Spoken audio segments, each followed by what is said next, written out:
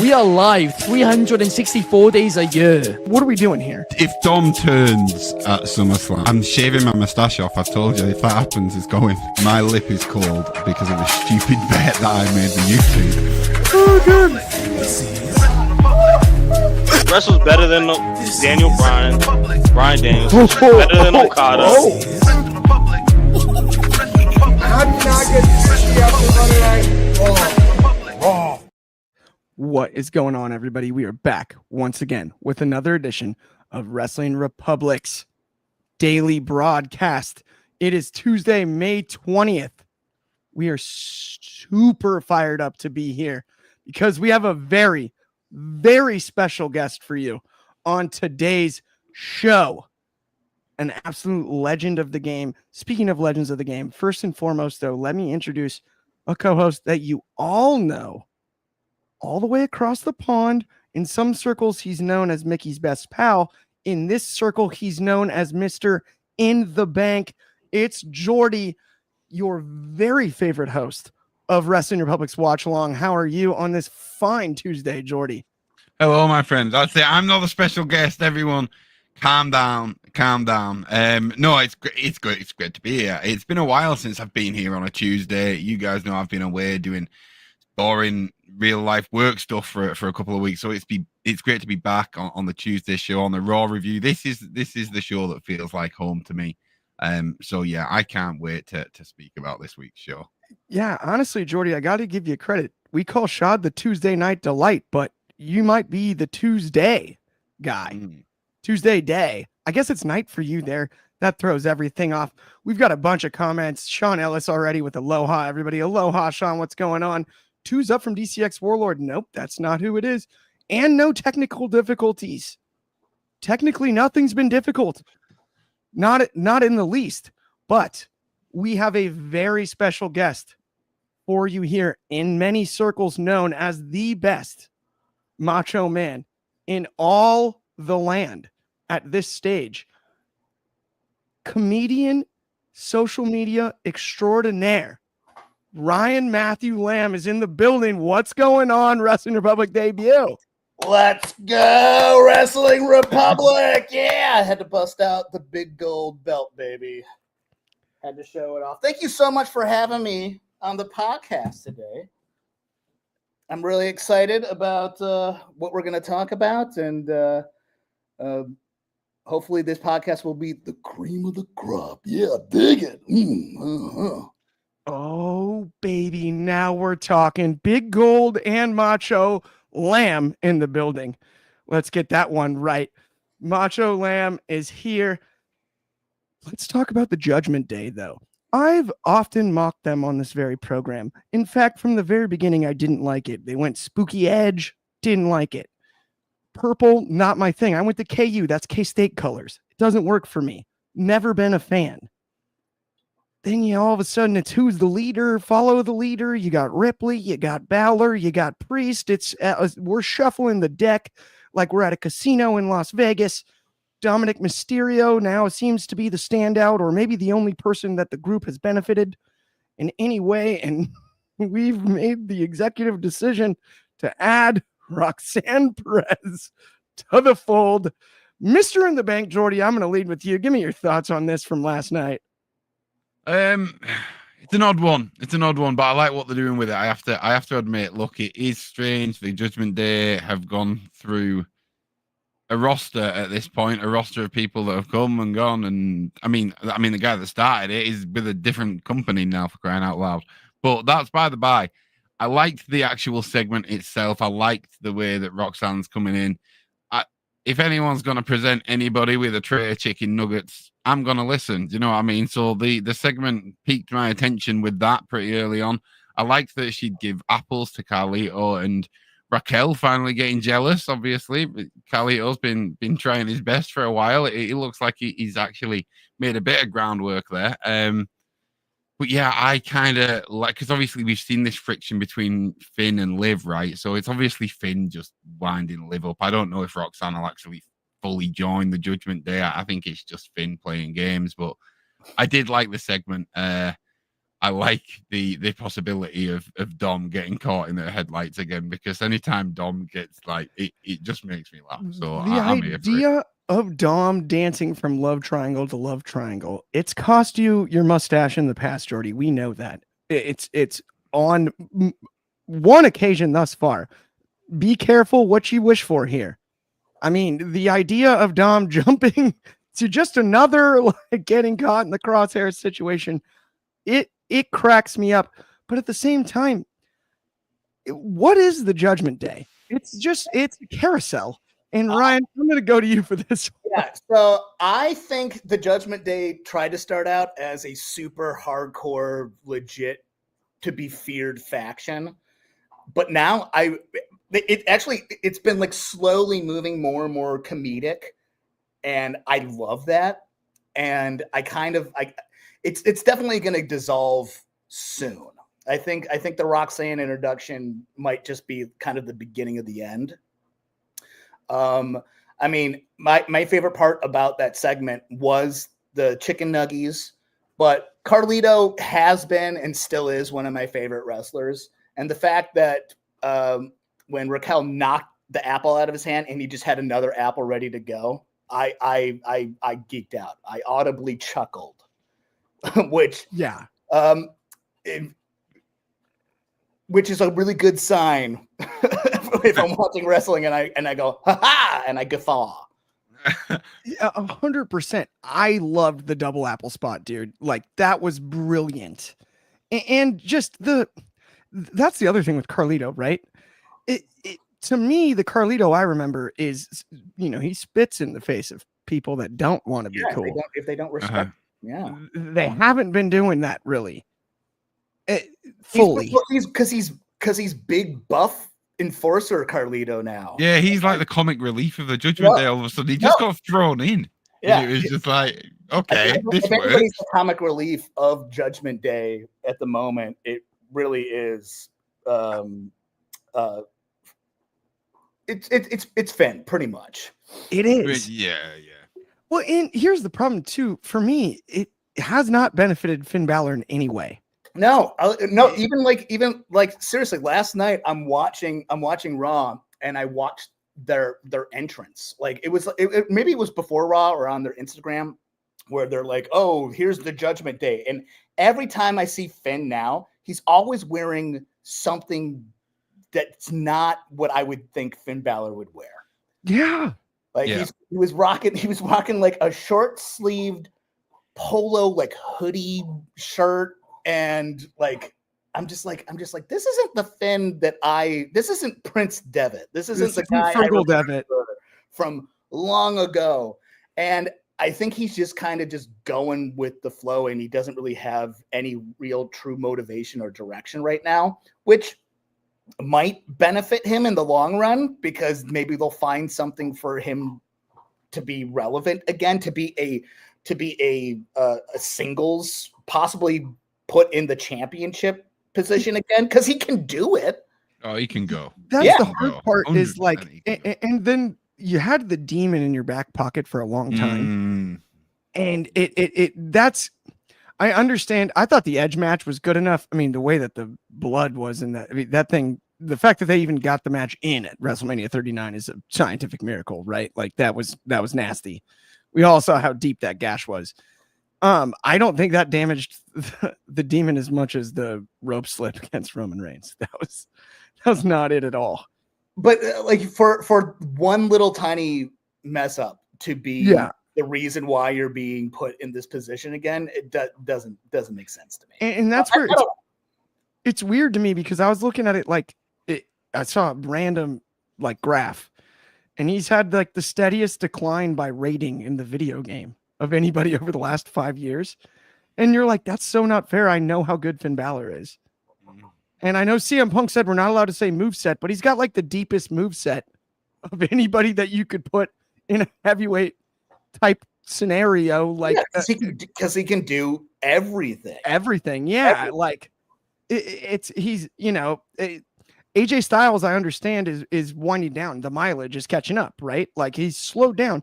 I still think AJ's great. That is no knock on AJ. Absolutely. Yeah, he can go. Yeah. Finn Balor hasn't lost a step anywhere other than AJ looked booking. fantastic last night too. He did 100%. But my point is, Finn Balor doesn't look like he's slowed down anywhere other than the way he's been booked. I think he keeps getting built up. Well, I can't say he kept. 2023, when I picked up this briefcase, he fought Seth in a hell of a World Heavyweight Championship match at Money in the Bank. And the build to that was good. And there were so many amazing points about Seth kind of laughing, walking past him when Finn had won the Universal title and then had to retire it. But then he lost. And then he lost again. And then he got another title match and then he lost again. And it's just like, it keeps happening. And slowly, like you say, you just kind of, I don't know. He made a gimmick out of the stitches on his head, and then he became Grand Slam Finn, and he made a gimmick out of that. And it's just like he just seems to be floating, lost, and like you say, with the demon there, it's like, oh, why? Someone get him on the straight and narrow again. He's content right now. He's like, hey, I'm still a mid carder. I'm still relevant. I might not be headlining, but at least I'm not on my way out, and I'm still getting paid. The Judgment Day have kept him on TV. That's what Judgment Day have definitely done. Still getting TV time, still relevant, and maybe for a wrestler, maybe at this point in his life, that's kind of what he wants, right? Yeah, that's a good point. I don't need to do too much, but I'm still working, still getting paid. He's probably doing a lot for JD behind the scenes as well, in terms of being that mentor figure. Yeah, there probably is an element of it that you don't see by for the way, group. sort of that because it's funny, during the pandemic, obviously we had everything was at the Thunderdome, so you don't have like the road days that you do traveling around the country. To your point, Finn being paired with JD and bringing him along and mentoring talent behind the scenes, maybe he's doing more than we're seeing on camera. That is actually, I didn't consider that necessarily, Jordy. That makes a lot of sense. Well, I still want him to do more on camera for his. I do too.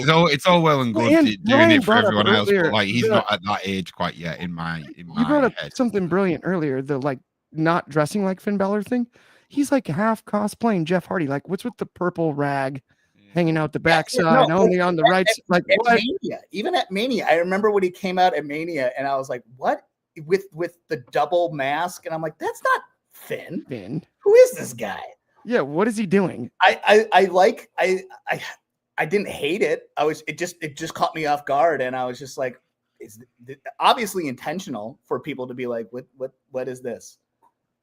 Yeah, you're like a NRA driver. An IRA double masked terrorist guy, and I was like, okay, it just threw me off guard. I don't know. I'm with you there 100%. Right. The other factor here is Roxanne Perez, because I was preaching. We do Off the Air every Tuesday night. So if you got nothing going on tonight, do check that one out too. Cheap plug.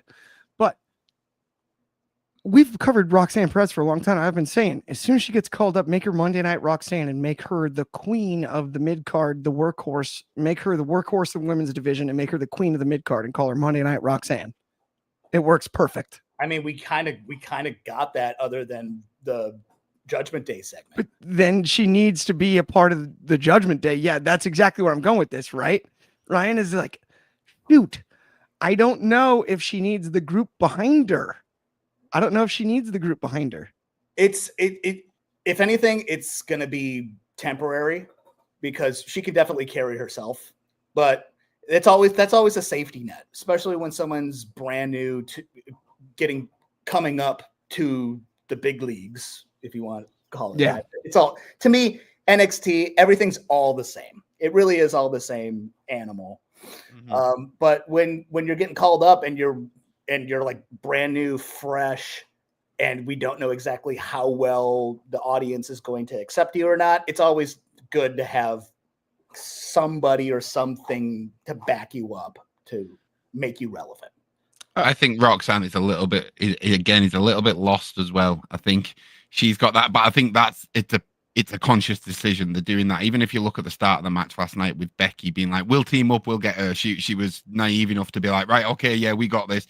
Then she got her hair pulled, and with Julia, she thought she was teaming with Julia, you know? That Exactly. needed to happen. Yeah. So it's almost like Roxanne maybe is probably going to side with the Judgment Day a little bit. She'll get screwed over again. Now she's been screwed over by Julia. She's been screwed over by the Judgment Day, and she's going to be all like, I'm going to go on my own now. This is me. That could be really, really, really cool because I think, yeah, like the Julia factor is frustrating to me. It felt like we tried that and then panic bailed. Like, I don't think that was intentional. It wasn't like they're going to team for 2 weeks and then right? They just like pulled the plug because they were like, ooh, never mind. Right? Like, it was like touching the pan and you're like, oh, actually, actually the stove's on. Throwing stuff at the wall, seeing what sticks. And yeah. Obviously that didn't. Yeah, it was the classic test the pan and you're like, oh no, the stove is on. Mm-hmm. That doesn't work. Yeah, not now. Okay, let's stick with Roxanne though. As much as we've discussed her. 1 second. Let me get over here for my little scroll.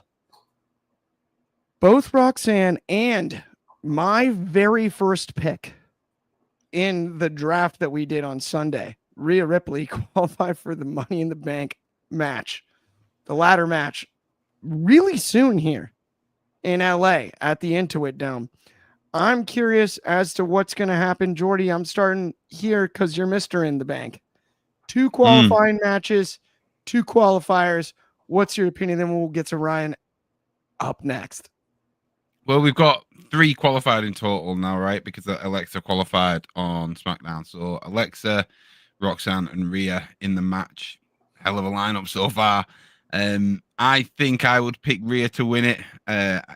Failing that, I know she's not qualified yet. I'm always in Chelsea Green's corner. So if Chelsea somehow finds a way into the match, she will be my pick. But right now, Mommy in the Bank, right? It doesn't like, I know I'm Jordy in the Bank. It sounds good, but like Mommy in the Bank sounds better. I feel like that's a briefcase they're gonna print and sell, and it's gonna look a little bit better than this one. I'm excited.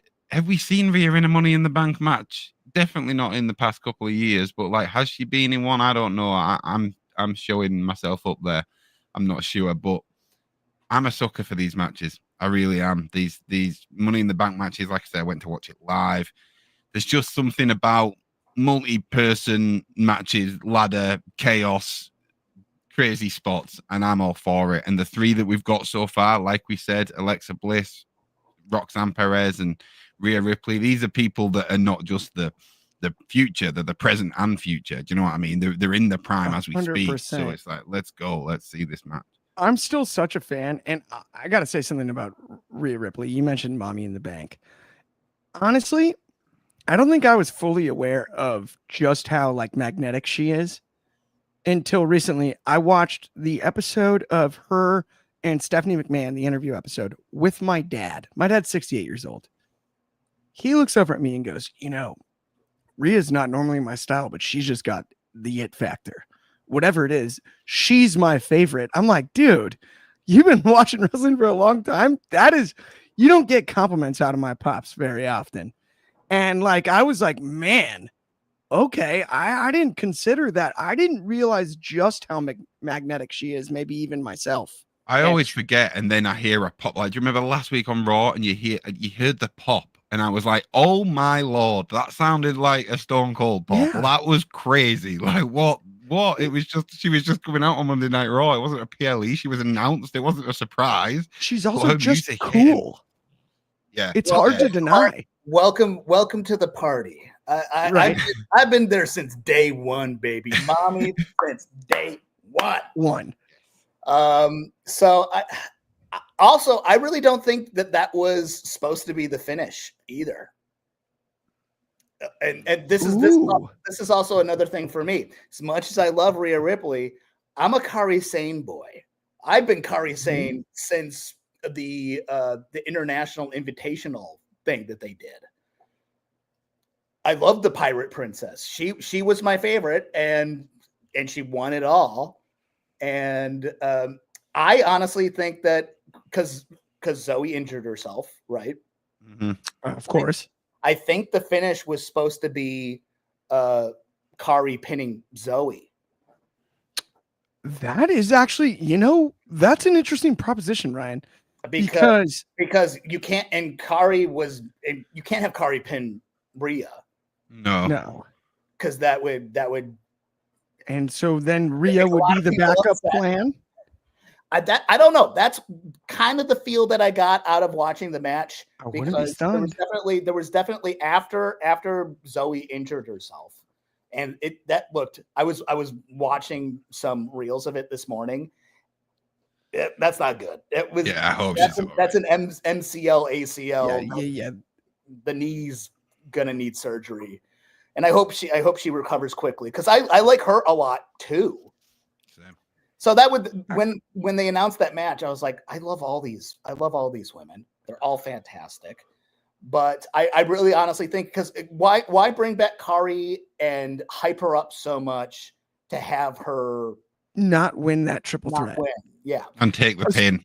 Especially since it's a triple threat. Okay, you know what? Even more interestingly, too, because I've seen, there's a lot of these qualifying matches are multi-people matches. And I was kind of thinking about it the other day. This is the only thing that's frustrating is there's going to be one of those last chance things. And we're going to get in the one that we're like, oh, they should have won, right? Whether it's Kairi Sane, whether it's we're going to get that person eventually. I honestly think that Kairi Sane will be in the match. I think the same about Chelsea Green, Ryan. So we might be butting heads on this one. I mean, I agree. It could be both. Yeah, why not both? It should be. I love Chelsea too. I think she's one of my favorite women wrestlers right now as well. Kyrie's got one of the best elbow drops in the game, and as a macho man guy, you must appreciate that. I'm a macho man, Yes. Kyrie Sane, she's jumping the top rope. So it's definitely the fool. Like definitely, Macho Man. Every time Kari drops that elbow, Macho Man's definitely smiling. Definitely, yes. That's a fact. And like the way that she does it and the extension that she does with it is just such a simple move, but she just elevates it to such a high level. Great. So honestly,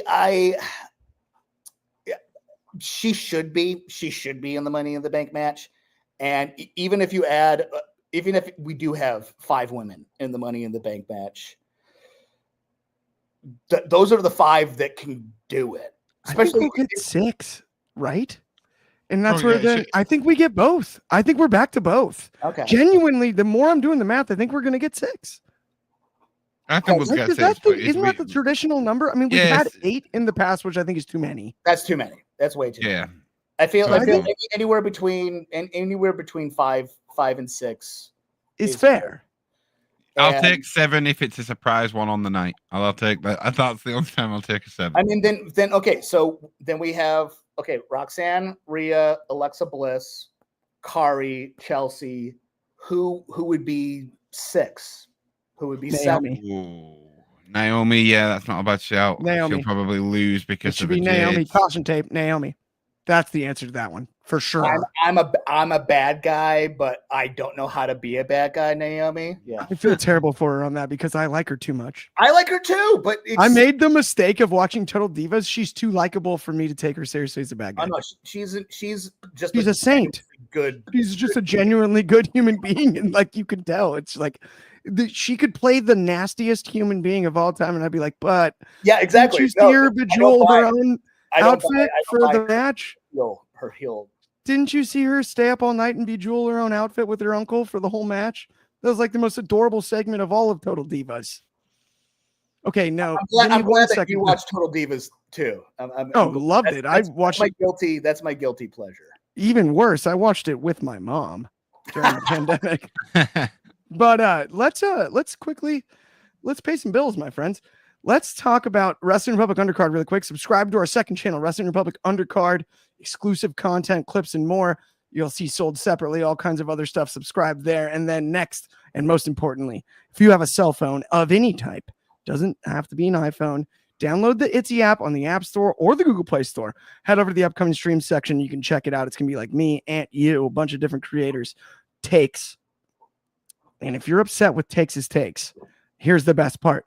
All you need is a cell phone with a microphone and a camera. You can jump on for 2 minutes. You may have to pay $2, but you can argue with us about whatever you'd like. If you are upset about what I've said about Cody's tie clips and you want to check me about that or how I made fun of John Cena's sweatbands, Jordy, just saying, feel free to join, but I'll tell you what, if you want to argue with me, pack a dang lunch, but definitely head over to both of those app stores. Download the app. It's absolutely free. ITSY. That's the one. Thank you very much. Let's keep today's show rolling, though, because the last thing you guys want is a bunch of ads. Let's talk about Austin Theory's laughs at Grayson Waller's expense. I mean, in some circles, they call this bullying. No, I'm completely kidding. Is it bullying when it's justified? And I love it, and I think it's good. I'm so with you. Make me a bully, Ryan. I'm going straight to you for this. Sheamus delivers a brogue kick, and then we get the giggle of the century, the guffaw from Austin Theory. Talk to me about this one, my friend. All right, so I have a theory about the Austin Theory laugh, and let's see if it makes sense. Makes sense to me. Who else is noted in the WWE right now with a very iconic laugh? Oh no. Yeah. I mean, we already have Seth Rollins with his enforcer, right? With Braun, correct? I mean, this is what a lot of people are saying is the new evolution, the re-evolution. And we need some young blood in there. And I think Austin Theory fits in there perfectly. Tell me I'm wrong. You are not wrong, my friend. And not only that, we've got a little history there. In the words of my uncle, because he's from the Midwest, the Monday Night Messiah, Austin Theory was a follower of with Seth Rollins. There you go. I'm from the Midwest as well. Favre. Love it. Unfortunately, I'm a Chicago kid, so it's okay. We can't all Jim be McMahon guy. I love Chicago. I just hate all of your sports teams. That's I'm a tough guy, but that's fair. Okay, we'll get to that after the show. Honestly, we do have to vet that later. Anyway, the net of it is it was the Monday Night Messiah in Seth Rollins that led Austin Theory at one stage with Buddy Matthews, no less, which is wild. Rhea Ripley connections galore. Either way, I think Austin Theory is the perfect third man per se in the Seth Rollins group. I think you are spot on. It assessment makes complete sense to me. I feel like no disrespect to Waller at all. It's just I think they can do so much better by themselves or single or separated. I think both 100%. It's ran its course long ago. And I mean, look, personally, I've always been better at connecting the dots than doing addition. And this feels a lot more like connecting dots than doing addition. You know, I gave up math years ago, never went back. So, like, at the end of the day, I can connect the dots between Theory making his way to Paul Heyman as well. I mean, look, he was. They need someone to take Ellsborough. That's the reality of the situation. He was involved in an egg storyline with Vince McMahon. And then that's right. Oh my God. And then John Cena entered the arena with all Make-A-Wish kids and squashed him. Yeah. And there was no coming back from that. He also torched him on the microphone. Yeah. He also squirted Bobby Lashley in the face with baby oil. That's a lot to come back from. I genuinely think that this new Seth faction, like Seth's not going to take the L's. Braun's not going to take the L's. They need someone, it's an unfortunate role that Solo had to play in the Bloodline that's going to take the L on the SmackDown before the PLE. that is going to be the build-up match. And Theory is funny. I don't think we've seen him. We've let him be funny yet. So I think he can be funny and be the one that ends up always taking the L's, and then eventually through that, people will feel for him. People will want him to fight back. Theory fits in perfectly in the X-Pac. Yes. Yeah. Right. Yeah. That's it. Yeah. Legitimately, like he is the X-Pac of their DX. Kid. Yes. Yeah, absolutely. Or 6, I guess, if we're going NWO on that reference. Was that with a Y too? If I remember correctly. Yeah. I believe that was spelled with a Y. The 90s. Everything had Z's and Y's and X's. That was edgy. Love it. By the way, did anybody realize that like Kevin Nash was like, I may be 7 feet tall, but I'm gonna do the do-rag just like Tupac? I mean, when you're that was his tall, move. you can do whatever you want. No, He's like, forget it. Yeah. I love it. Yeah, 7 foot gives you an instant pass. I'm 6'5", I get a pass for some stuff, like dressing in Disney clothes, but like 7 foot gets you that extra pass to dress like Tupac. We got a hilarious comment here. Theory equals Sean, Waller equals Marty Jannetty from DCX Warlord. Okay. And then David Modge with X-Pac was wild. Yep, no doubt about that. We got a ton. DCX Warlord with Clarkomania is running wild on you, Jordy. I don't know. Is it the glasses? I think. Is it the glasses? Is it the yellow glasses? It could be the glasses. It could be the glasses. I was thinking it was too cool. I was gonna. Whoa, too cool? You talking about like? Yeah. We need to do the worm. Yeah. Oh, yeah. Okay, we'll try that as well. Scotty Too Hottie. Yeah, man. I can shout out Brian Christopher. I'll cut a hole in the top of my hat for the next show. Grandmaster Sexay. I mean, the whole reason why I wore a visor upside down and backwards was because of Grandmaster Sexay. Oh, just an underrated character. Rest in peace, by the way, too. Absolutely tragic, but like, what a legend. Mm-hmm. Pure entertainment at all times. And then it freaks you out when someone's like, that's Jerry Lawler's son, and you're like, oh my God, he looks just like him. Yeah, controversial opinion. He was a better wrestler than Jerry. Entertainer, I think. Oh, actually, maybe the opposite. I don't know. He was better. He was better in the ring. He was. That's fair. Sorry. That's fair. I have to disagree, Facts. Speaking of in ring, woof. Woof, woof, woof. Logan Paul. He's the host of there's no way it's actually the number 1 podcast, even though he says that all the time. And this is the number 1 podcast in the world. Yeah, this is the number 1 podcast in the world you're currently listening to. And then Logan, what I don't like about this is they keep calling it one lucky shot, and he keeps hitting it calculatedly. Like it's not a lucky shot. It's not like if it's a lucky shot, you'd think it's a counter punch. This is an offensive, uninhibited. It's not the one lucky shot. It's a sucker punch. The one super aimed shot. It's a sucker punch. They should have called it. I don't know. And then the other thing, what really bothers me about this is, so we have Seth Rollins against Jey Uso a few weeks back, and I was like, oh shoot, they're gonna do it. They're like, this Rollins and Heyman thing is hot enough. They're taking the belt off Jey early. And they didn't, which fired me up. I was like, yeah, yeet. I finally said it. I was like, yeet. I was at the Rumble. I yeeted at the Rumble, but I didn't say it. I finally said it. You weren't yeeting at night 1 of WrestleMania? Oh no, I yeeted then too. I probably yeeted a little earlier. You were right next to me. No, you were yeeting all over the place. Yeah, I was yeeting. Everyone was doing it. I was yeeting. No, I yeeted then. But I mean, at least publicly yeeted. As far as like, right, it's pretty private when everyone's yeeting.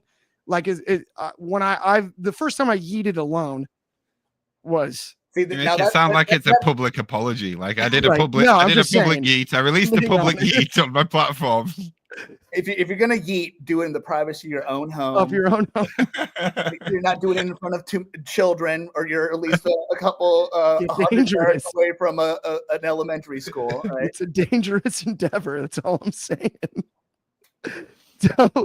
So anyway, this is what bothers me. So Rollins doesn't get the win. But is there anything more telegraphed than like, so Breaker's gonna win the title now this week? Like, stop it. Like, or Breaker's gonna go over on Jey Uso. Like, this is, you might as well have written Braun Breaker versus Jey Uso shenanigans. We're getting shenanigans. It's gonna be Run-In City. I have no problem with Run-In City. I love Run-In City, and we got a bunch of it. We got a smattering. But now we're overlapping storylines. You got Sami Zayn. You got the crowd chanting CM Punk until he shows up. Then you got Logan Paul out of nowhere like he's Randy Orton. I don't know. It felt like if we're going to shorten it to 2 hours and 30 minutes, I'm cool with that. 3 hours is a long time. But it felt like we fit the most important stuff into 5 minutes, and we could have smattered it across the show. Oh, yeah. I mean, every Monday, every SmackDown, every Raw, I always wait for an hour after it starts, and I record it so I can just skip through parts that I know don't matter. And you're so right. We had everything in a very condensed moment, but that's mostly what Raw and SmackDown, especially Raw, has become, where it's like, oh, about 5-7 minutes is the meat and potatoes, and everything else is just all the side. Yeah, it's like you think it's gonna be a logical ending, and then it's like it's trying to be a cliffhanger, but like you cliffhung us on 5 minutes, right? Like not on 2 hours and 20 minutes. It's like, I don't know. Jordy, I'm gonna ask you an interesting question here. Because obviously, like, can't wait. You can say whatever you like about Logan knocking out Jey Uso again in the world title picture, but do you think this all started after the Netflix debut? Because Ryan brought up some great points when it comes to Monday Night Raw. And that's what I'm starting to think is that's when this became an issue. It really wasn't before. And it wasn't last year. It honestly might be the format of Netflix. It really is. And that's how the formula works. Even last night, I noticed it, man. Like, I understand plugging the network, right? Like, March Madness on CBS. Why were we talking to Jalen Halliburton for so long as well? He's in the video game now. Yeah, that was a long. It was felt like a long segment, though, right? It was like cool. Like this is nice, but long. like this feels like it should be a YouTube video, maybe, or like a see the whole thing on YouTube, not like a let's. That's what it was, and they were just like, we just need to pad for time. Yeah. But I honestly think how like live, at least live shows on Netflix, because the first major thing on live on Netflix was the Logan Paul Mike Tyson fight. Yes. And struggled. And that was them just kind of testing the waters, seeing like how we could do it, how it works. And then, I mean, now they have the John Mulaney show and stuff like that. And I would not be surprised if their analytics have discovered that people do not tune in right away. Yeah. Because they keep listening to that number one, but people are watching it after the fact, I think. And then they wait or they tune in as it's ending and then start it over from because that's what I do. And there's a lot of people like international fans like that. It's yeah. I used to when it was on broadcast, I would have to like, right, you know what, I am gonna stay up and I'm gonna watch it because I've got two options. I stay up and I watch it. The other option is I wait. It takes a couple of days for it to get onto Sky Player, which was Sky Broadcasting is the thing it's on. It was never instant. And then I can go on my social media, get in our group chat and have it all spoiled for me and then watch it 2-3 days later. So that was never an option. So I was always like, no, I'll just stay up. And I always have the belief as well that like wrestling should be experienced live. I think if you're going to get that full feeling of it, because you just know everyone around the world is watching it at the same time as you. So I think that that's kind of important. So that was always my aim. Now Like last night was a bit different because my internet provider gave me a heads up and we're doing scheduled maintenance and your internet's going to be down between the hours of 12 a.m. and 6 a.m. So it's like, right, I can't watch Raw even if I want to. But there's many times now where if I think I'm a bit tired, I'll like, you know what, it's on Netflix. I can put it on straight away as soon as I wake up and I can skip the bits that are like not as skip the entrances, which I appreciate. They should always be there because like the people in the crowd, they should experience the entrances. That's incredible. When I'm trying to skip through, I don't need to see it again. I don't need to see Zero Miedo that many times. Like I'll see it at the PLE. Do you know what I mean? Yeah. Yeah, because that's the way that you need to experience it. You need to Yeah. see the fire, you need to see the pyro, you need Exactly. It's so true. It's like to me the most interesting part is the efficiency of streaming seems like it would be the future for wrestling content, right? I mean, it already kind of is. But part of it for us is stretching it to being able to now fast forward easier than DVR even allowed us, right? To be able to skip the parts we don't want to see. So that's where booking's going to get weird. Yes, I'm also curious because here in the US on watching it on Netflix, even live, we get commercials. Yeah.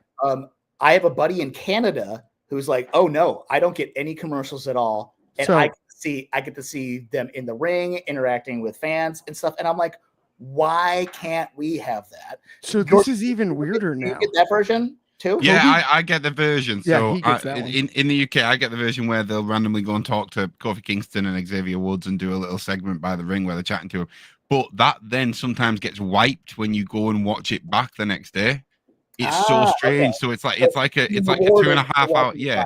Okay. 2 hour 30 run time, but then you go and watch it the next day, and sometimes it's 2 hours and 20 minutes, and they've just cut down all these little bits. It is quite strange. But SmackDown, I get a screen that says the show will be back soon. It's not the same for SmackDown.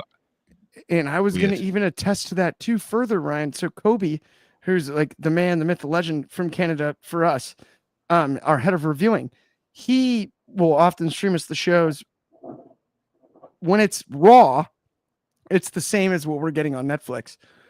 Generally, when it's NXT and SmackDown, you on NXT you get like a picture in 5 different languages of various posters for future WWE events during the commercials. And then when it's SmackDown, you get exactly what Jordy just described, the "we'll be right back" message, and it's sort of like the floating almost screensaver thing, right? Right. Okay. Yeah. I've got a question. Why wouldn't you use WWE Speed in that gap? Team. Oh. Why would you not?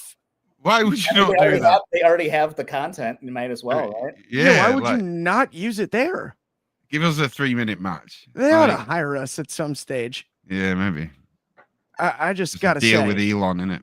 Okay. This is going to bring us pretty much to the end of the show. But before we do, Mr. Ryan Matthew Lamb, thank you so much for coming on. Well, thank you for having me. And I want to give you the time to plug anything in the world. It's time to plug away. Plug it all. All right. So I would like to plug my Instagram. You can find me on Instagram and on TikTok at I think therefore I lamb. That's a 4 as in the number 4. It used to be my actual name, used to be Ryan Matthew Lamb, but one of my friends said, "You're not famous enough to just use your name as your social media handle. You have to do something silly." So I did a Renee Descartes quote, but all the Gen Zers think that it's a Billie Eilish reference, but whatever. So you can follow me on those social medias. You can also see a lot of my content on Instagram and on TikTok via Brochet. That's Brochet Crochet, which is where I do sketches with my buddy Steven, who crochets super nerdy, awesome things like the latest one that we did. He crocheted a Captain America shield and a hat, and he brutally murders me. Or unalives me. I have to say unalives me, right? No, murder. We can say murder. All right. Well, we good. I get unalived by him a whole bunch, but also we've done a bunch of Star Wars ones. We've done Monty Python, lots of nerd references in that. You can check me out there. And if you're in LA, I periodically do stand-up shows. Haven't been doing it as recently as of now because I've been working on other projects, other creative projects. But yeah, check me out on those. And if you, I don't know if it's still a thing. I think I'm still on Cameo. If you want to do a cameo of me as the Macho Man, yeah, dig it. If you want one of those little references, you want me to say happy birthday to you, find me a Cameo. Yeah, dig it. All right, I think I'm done shelling out. Find him on Cameo. It's crazy, bro. 100%. Thank you so much for joining. On behalf of me, Clark, Jordy, and Ryan Matthew Lamb. All three. All three. I think, therefore, I Lamb. All of us here at Wrestling Republic, thank you so much for tuning in. We will be back tomorrow, same time, same place. Of course, that's noon Pacific, 3 o'clock on the East Coast. That's 8 o'clock in the UK and 9 a.m. for my good friends over in Hawaii. Have an excellent rest of your Tuesday. Check out Off the Air tonight, and we will talk to y'all soon.